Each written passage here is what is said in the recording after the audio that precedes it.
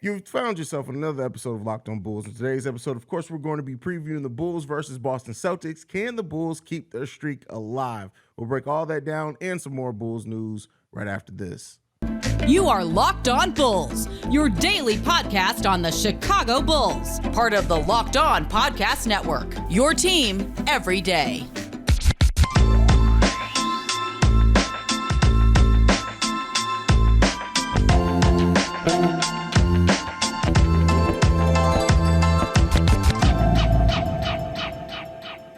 Thank you for tuning in to Locked On Bulls member of the Locked On Podcast Network, where it's your team every day. That's Pat, the designer, host, and creator of the Windy City Breeze. I'm Haize, host and creator of Chicago Bulls and Chicago Bears Central. And we're riding high off a weekend. The Bulls sit at 3-0 and 8-3 in their last 11 games. But we got a big test ahead of us in Boston tonight. And on top of that, this is a team that we have historically matched up pretty well against. But they got Robert Williams back. Pat, how you feeling about this game? I still feel good going into this. We've seen the Bulls playing very well versus the top teams. Doesn't get much better than Boston. Actually, are they number one again? They're number one right now, right? I think so. So yeah, it doesn't get better than Boston. And you know what? Robert Williams, excellent asset. Think he does a lot for that team, especially coming back. He's coming off, I believe, his best game since he's returned. He had 11 and 10 the other night. I think that he does cause some issues for the Bulls, but it's like you said, the Bulls match up really, really well with this Celtics team. This might be the game where they get us, but I don't think it sends us back down this feeling of like, oh my God, the Chicago Bulls are a god-awful organization and a god-awful team and have god-awful players again.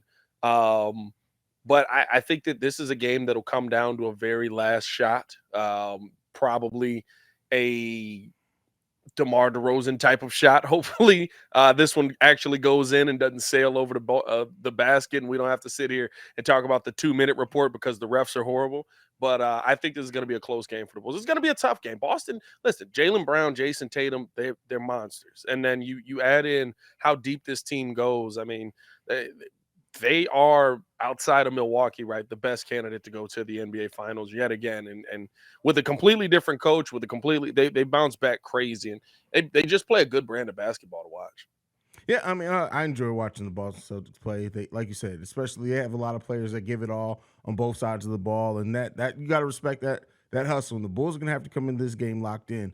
They have to. We've seen them have their kind of best games when they not only move the ball around on offense and that, but when they also set the tone defensively. And this is going to have to be a game that they are all engaged early and throughout the whole game defensively. And if they do that, we know that they can play with Boston, but they have to execute very well. And that margin of error gets taken down some once Robert Williams is back in the lineup. So, is this a game where you can still play everything through Vooch, right? We know that that's been kind of the Bulls' focal point and how they've won a lot of these games, right? How they've come out on the winning end. But this is a game where you can continue to just play your game through Vooch, knowing now that it's not going to be Grant Williams down there guarding him in the paint anymore. You're going to have a legitimate center that can go down there and bang on the boards with Vooch, and he can cause some havoc down there, right? Even in the last game, you kind of could still do it because, yeah, Larry Markkanen's got the size for sure, but Vooch kind of can use his footwork and finagle away from and get Larry to jump in the air, different things like that. But I don't know if you'll be able to play 100% through Vooch, and that might actually be a struggle part for the Chicago Bulls. Yeah, I do think that you should try to play through Vooch early and then see how how the team adjusts to that. But I'll tell you what, if Vooch isn't scoring as they're going through him, especially with Robert Williams, they're not going to find very much success. So there's going to have to be something where they ride the hot hand if somebody can get hot, and if not, just keep moving the ball around. They may have to try to push the ball a little bit more in transition, which we've seen the team do a lot here recently as well. Yeah. But yeah, I mean, really, it really depends on a couple of matchups and how you win or lose those matchups, and then what do you do to counteract it. So. And it's going to be interesting, right? Especially going into this. Bulls are still shorthanded, by the way, if anybody's wondering. As far as the injury report looks, Smart's day-to-day, he's got a little bit of a knee issue. But we don't have our guys that can play like Marcus Smart in this at this point. Alex Caruso's still out. Javonte Green listed as out. Tony Bradley's out. He's in health and safety protocols. Of course, Lonzo Ball's out. He's been out all year. He probably will be out all year. But he's taking jump shots. But he's jumping on jump shots, and I like Yag.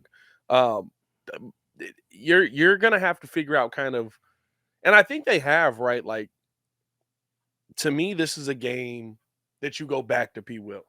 Excuse me, that you go back to P. Will, that you attack with P. Will a lot more. You're going to have Jason Tatum and Jaylen Brown focusing on DeMar and Zach Lavine more than likely most of this game. This is a time to me where you need that one guy to be different. Actually, and I will say this, another guy that you could focus in on, even if P. Will's not hitting the shots, right? Just him being aggressive makes a big difference. Ayo Dosunmu has played really, really well in his matchups with the Boston Celtics. I think he has to be a focal point on this team. And guys haven't, now granted, he hasn't been able to hold anybody either, because when they brought in Malcolm Brogdon, he was cooking Ayo. But hopefully, right, we'll see a little bit of a difference in that, and you'll see Ayo Dosunmu actually be able to kind of keep that how he's played versus Boston going this year. How have you liked how the energy from the bench has been, even with Alex Caruso and Javonte Green out? I think you can tell that there's something missing. I'll say this: the energy I like how Drummond's come in. I like the connection that him and Dragic have had. I think we've liked that from day one. Kobe White's been he's been balling. You can't even take it away. Like, he's to the point where we're looking at Alex Caruso like, hey, bro, not for nothing, but you're the one that's not healthy this year. And all we heard about you this offseason was how you were building your body up to play 36 minutes. It ain't working. But the one thing that I will say that is my biggest concern is, and I'm sure every Bulls fan in here has seen this, no matter what DJJ does when he goes to the bucket, he will be holding his wrist, he will be holding his leg, he will be falling on the ground. DJJ is the most injury-prone, non-injured player I've ever seen in my life. He gets hurt every time he goes to the bucket, but he never leaves the game. Like, legit, every time he goes for a layup, it's just like, I blew my shoulder out. Now, let me shoot these free throws real quick. It's like, are you okay, dog? Like, you need help. Blink twice if Billy's making you do this. But yeah, outside of that, man, I think they found some ways to do some good things. You know what I mean? I think you've also played against some teams where they've had injuries, so the bench hasn't been as deep, right? We played against Philly. Philly doesn't have Embiid.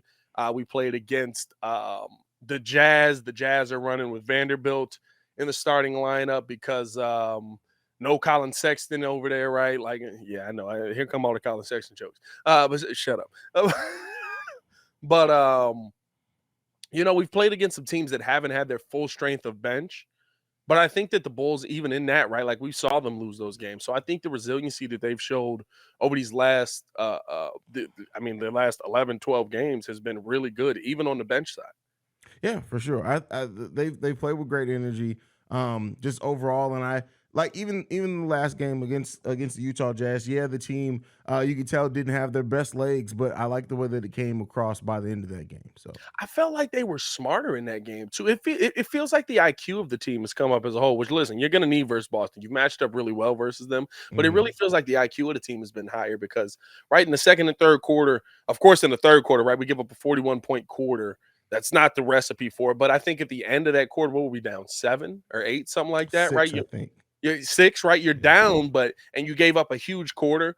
But in that moment, right, you have an understanding that, hey, when you looked on the court, you're like, DeMar's not really doing much. Zach isn't even on the court. Vooch isn't running, right? Like, and it was almost like, hey, are we being smart and like not burning ourselves out just to try and stay in this game? Are we actually going to save ourselves for the fourth quarter? Of course we did, right? Because then 41 points in the fourth quarter, they scored 29, I believe. And I mean, listen, it seems like the level of basketball IQ around this Bulls team is moving in the right direction. And that's what I love, man. And the defensive IQ, although I will say this, little trivia. Over the last 10, what do you think Zach Lavine's defensive rating is? 122. Yo, you must have looked at it. No, I didn't. Is that really what it was? It's 121.9. Wow. Okay. I really had no idea. That's crazy. It was wild to me when I looked at that, just because I was like, Zach's been playing really good defense. And I looked at it and I was like, man, how's he playing this bad? This is like worse than the NBA gotta be. Like 122 is crazy. Bro, that's crazy high. But I don't know, but I feel like when you watch the game, Zach's definitely active defensively. I can't think of like specific times. One-on-one defense has been good. Yeah. I don't know, bro. There's that, and then there's like the plus minus. Everybody loves to throw plus minus out there. I hate that. And it cracks me up because I looked at the last game and it was just like Patrick Williams was a +9, Zach Lavine was a +1, and I believe DeMar DeRozan was a -3, or maybe that was the other way around, one or the other. And I was like, yeah, this would tell you that DeMar played us out of the game the entire time. Yeah. Oh no, it was Vooch was a +1. I was like, Vooch gave you no impact, and Patrick Williams was one of the best players on the court all night. But that's not what we saw. That's crazy. But next up, we're going to be talking about Zach Lavine, a report from Joe Cowley. Zach Lavine and Billy Donovan's relationship may be quote unquote strained. But before we get into that, got to talk to you guys about TurboTax. Go to TurboTax and don't do your taxes. Meet with the expert who'll do them for you. TurboTax experts can relieve you from the stress of taxes and file for you so you can do not taxes. Show your eyes things that are not taxes. Unpack a box of not taxes. Taste not taxes. Sing not taxes a lullaby. Hope not taxes sleeps through the night. Grab a saddle and ride not taxes into the sunset. With TurboTax 100% expert guarantee, an expert will do your taxes from start to finish so you can relax. Feels good to be with your taxes, doesn't it? Come to TurboTax and don't do your taxes. Visit TurboTax.com to learn more. Intuit TurboTax. Full service products only. Video meeting with experts. Does your taxes required? See guarantee details at TurboTax.com/guarantees. Well done there, TurboTax. Well done there. Well done there. That was a good read. Next level there, bro. That was a good read. No, it wasn't. But what? Yeah. So Old Faithful, Joe Cowley over there, wrote an article that the Zach Lavine and Billy Donovan relationship is strained. How do you feel about that, Pat? I know it's been some stuff over the season. Do you think how much validity are you giving to this article is the better question there? Here's the thing. He says it's strained, but it's workable. I can't say that I don't think that that's not 100% true. I think that we've seen that Zach and Billy have kind of gotten irritated with each other. You good? Give it a sec. Welcome back. I think we've seen that Zach Lavine and Billy have gotten irritated with each other this season, right? Zach Lavine kind of saying that it's on Billy for benching him. You know what I mean? Like different things like that. I don't know if that's still playing a part. I think in the article it also talks about how that specific time where he got benched wasn't putting a strain on the relationship. I don't know if that's going to play a part in this in the long run. At the end of the day, right, winning cures all, and right now the Bulls are winning. So I think that that's the most important thing, and it's clear to me that Zach Lavine has bought in, right? I think there was just that growth period where you had to figure out what the heck was going to be the best thing for your team to win. We forget, right? Like Zach and DeMar didn't play a ton without Lonzo last year, and when they did play, they didn't win very much without Lonzo last year. So there's still that. How do we put this together and put a good product on the court? And sometimes that goes with some growing pains. Sometimes that goes with some struggles that come in. Billy Donovan's got to make some tough calls, some tough decisions. But you know what? At least over the last 11, it feels like it's working. So I'm not overly concerned by it. I don't think that it's a bury the story kind of thing, though. I will say that. Yeah, I don't think there's in the long run there's much to it. Like you said, winning cures all. And I'm sure when this team was losing, then on top of the other things that happened, Zach getting benched, Billy Donovan looking at Zach and saying, hey, the player that I'm supposed to be able to rely on just has been up and down this season. Yeah. But you've seen them be very complimentary of each other over the last 11 games and when the Bulls have been winning. So, you know, the fact that it was even said it was workable in there, that's kind of the key there. And, you know, coaches and some players have worked through worse. It wasn't always all sunshine and rainbows between Phil and MJ. Like MJ got to do damn near whatever he wanted, but it wasn't. So, you know, sometimes you just gotta work through some stuff. To me, that just shows two people, and as a team too. I think we've recognized the team as a whole and the coaches as a whole. They were just tired of losing, and they figured it out. Yeah, and you know what? This is what happens when you go through a beginning of the season like the Bulls have gone through, right? Like, honestly, when you look at every team, right? Remember, why can't I think of his name now? Buddy that was coaching the Celtics last year that got fired. Ime Udoka, right? Yeah. Ime Udoka at the beginning of the season was going to get fired at the end of the year. Remember that? Like, there's always these stories, these negative storylines that come out, even when you start to win on struggling teams. And though the Bulls have won a lot over their last little stretch, right? There's still a team that has struggled early on in the season. Hopefully, they're getting it together. It feels like they're starting to move in the right direction, but they're still a struggling team at this point. And so you're looking at this team and you're saying, hey, there could be some issues here. There could be some moves that are made. There could be some trades that come in, and there's going to be some hurt feelings that happen probably around this trade deadline. Then there's going to be a lot of things people don't agree with. But at the end of the day, are the Chicago Bulls moving in the right direction? As of right now, we can say that, right? And so if there is those hurt feelings, if there have been those hard conversations, they seem to be working. That's what you want to see from a team. This is not uh, everybody come together. I know that's the modern NBA, right? Everybody has to love each other and hug each other to make things work. We've seen teams have a ton of success with guys that couldn't stand each other. Does it make the working relationship a lot better if everybody likes each other? Yeah, but listen, sometimes coaches do things that piss players off. Eric Spoelstra's been pissed off Jimmy Butler. Jimmy Butler's been pissed off at Eric Spoelstra. LeBron James has been pissed off at Ty Lue. It hasn't stopped these guys from winning together, and I think that's the part that you can't overlook, right? If this all of a sudden goes down the toilet bowl and we're looking at the end of the season and we're like, remember December and January? That was a fun time at the end of that, wasn't it? That's a different situation, but we're not there yet, So I think, like I said, it's something to keep an eye on. I don't think it's something to dive completely into and say, this is the reason why the Chicago, right? Like that's what every show is going to do now, right? Like if the Bulls lose to Boston, it's going to be like, see, we told you Billy Donovan and Zach Lavine don't get along. And this is the reason why they lost to Boston for the first time this year. It's like, sometimes people beef. I mean, and that's just real, and it doesn't mean that you hate the person, right? It's just like, hey, man, you're getting on my nerves right now. Maybe that, and we've all said it before. Everyone who's a competitor by nature says it. There are going to be times when you're on the same team and you guys get on each other's nerves and or do whatever.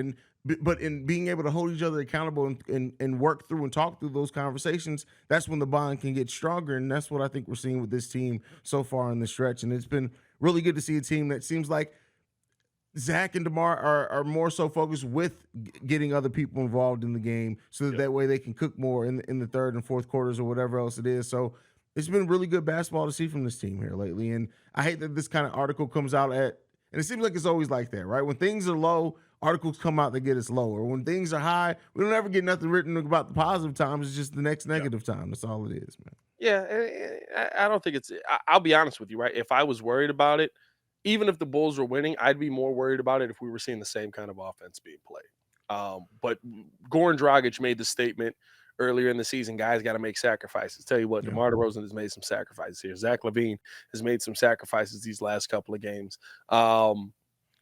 Patrick Williams has stepped his game up. Ayo Dosunmu has stepped his game up, right? Like they're sacrificing for a reason. And so I think that you have to look at it and say, if it was the same thing, right, we're still seeing the his turn, my turn, his turn, my turn offense, I'd be right there with you. Listen, there's probably some issues there because they're still doing the his turn, my turn thing. And I don't think everything's 100% solved. I told y'all, you saw when DeMar started taking those shots, right? The team just kind of dropped their shoulders and let DeMar do what he was going to do. And they realized he was going to shoot the basketball. So there's still some of those things, I think, to work through. But at the end of the day, you're seeing a team that is implementing a style of offense that they didn't want to run at the beginning of the season, start to win while running that style of offense. You're seeing a team buy in more defensively. They still have some mental lapses where they've got to adjust themselves defensively. They do.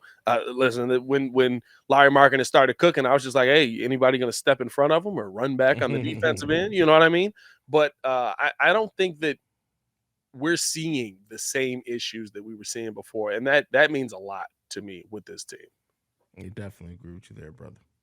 Hey, but as we get into the final topic, as we look at the week ahead, man, because the Bulls got some games here, man. They got to get they got to make sure they get their protein in there, brother, because hey, Built Bar's got them covered. You know what I'm saying? If they're looking for a delicious treat, on the way to France even. Yeah, that'd be kind of dope. I'm not going to lie to you, Built. Y'all got to get on that. Get the sponsorship for the Bulls on the way to France. If they're looking for a delicious treat, but don't want all the fat and the calories, you got to go with Built Bar. Hey, listen, we just got through the holidays. I'm starting up with my personal trainer. And you know what? My goal is to eat a little bit healthier this year. And if you're like me and you want to eat healthier, but don't want to compromise taste, then I got the thing just for you. You got to try Built. With Built, healthy is actually tasty. I mean, honestly, they're so delicious. You won't think they're good for you. Perfect for that New Year's resolution. And they come in flavors like churro, dog. Churro, peanut butter brownie, coconut almond. I'm not sure how Built does it, but these bars taste just like candy bars. And the best part about it is they're covered in 100% real chocolate. They only have 130 calories, 4 grams of sugar, and a whopping 17 grams of protein. So that's right. Head to your nearest Walmart today, walk up to the pharmacy section, grab yourself a box, a Built bar. You can pick up a 4-bar box of cookies and cream, double chocolate, or coconut puffs at Walmart or Sam's Club. They've got the 13 box over at Sam's Club with the hit flavor brownie batter and churro. You can thank me later. Make sure to check it out over at built.com or go to your local Walmart and or Sam's Club to grab you a couple of Built bars. Dun, dun, dun, dun. All right. So Just Bulls throwing it in on anything now. anything, because it seems like it's not coming back, so I got to fit it in there. I miss it. I got to fit it in there what I want to. But after facing Boston tonight, we got 3 games left on the week. We got Washington on Wednesday, OKC on Friday, and Golden State Sunday. The Bulls currently sit right now at 2 games below 500. The closest to 500 so far this season. How are they looking after these next 4 games, brother? I believe I said that we could beat Boston again. I think we match up well with them. I think I said that over on the breeze. Mhm. I think that we will beat Washington. Who's the third team we play? OKC. I said we'd lose to them. I said we would lose to OKC again. One, because I'll tell you this. The Bulls have a tough schedule coming out playing every other day. And when it just looks like, right, like when they play against a young team, it's just like, we're not going to stop running. They just be like, you know what? Go ahead, run.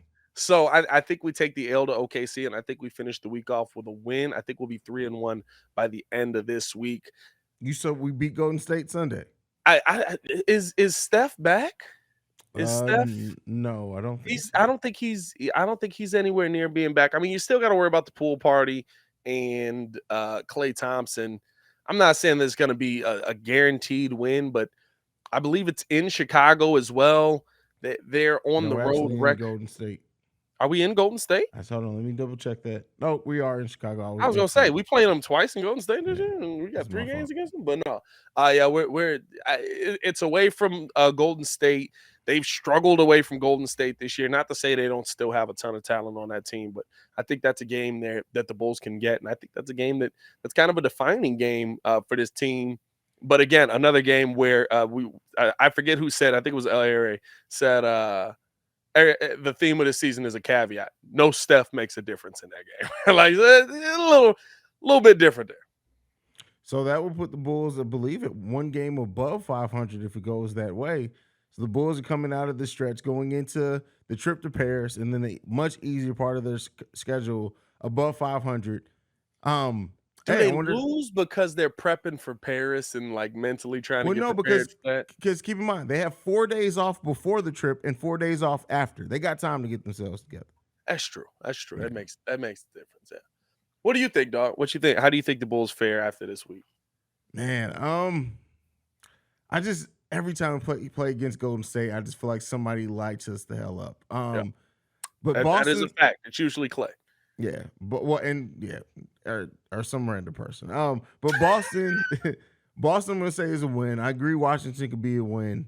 OKC, like you said, the young teams, and that's not on a back-to-back though. It's one that the Bulls should win, but I think that's the reason. Maybe it's the PTSD as well. It's like they're not gonna win all of them. Yeah, they're not. They're not gonna sweep the week here. No. I guess I'll go with you and say 3-1. I'm just thinking the loss comes against Golden State. I can't bet. You think we beat OKC? I think we can beat OKC. Okay, all right. Well, I know we can beat OKC. I think the tough part is, right, will they? Right, those are the teams that any team that's just like young has a random like big, and then some dude that's not supposed to beat you, and OKC checks all those boxes. Yeah, that's those are the teams that we end up losing to a lot of the time. Yeah. But hey, maybe this modern brand of basketball is going to be a little better. Bulls play a little better defense. I don't know. Who knows? I mean, we are now playing, like you said, a offense from at least this decade. It's been working. Yes, So. we are playing a 20. I'll give it a 2018 offense. We're playing a 2018 offense. Not going to say 2022 yet, or 2023 now. Not going to say 2023 yet, but we are at least in the modern era of basketball with how we're passing the ball around.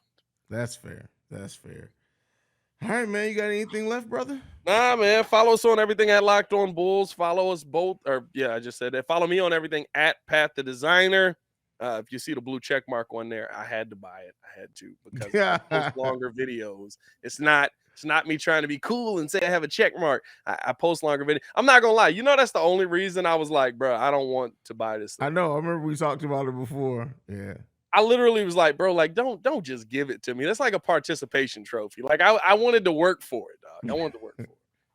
But you guys can follow me at CEO Haize, CEOHAIZE. Thank you for making Locked On Bulls your first listen today. Now, for your second listen, go and check out Game to Game. Every moment, every top performance, every result, Locked On Game to Game covers every game from across the NBA with local analysis that only Locked On can deliver. Follow Game to Game on Locked On NBA, available on the Odyssey app, YouTube, and wherever you get your podcasts. For Pat the Designer, I'm Haize. This is Locked On Bulls. We out, y'all. Peace. Peace.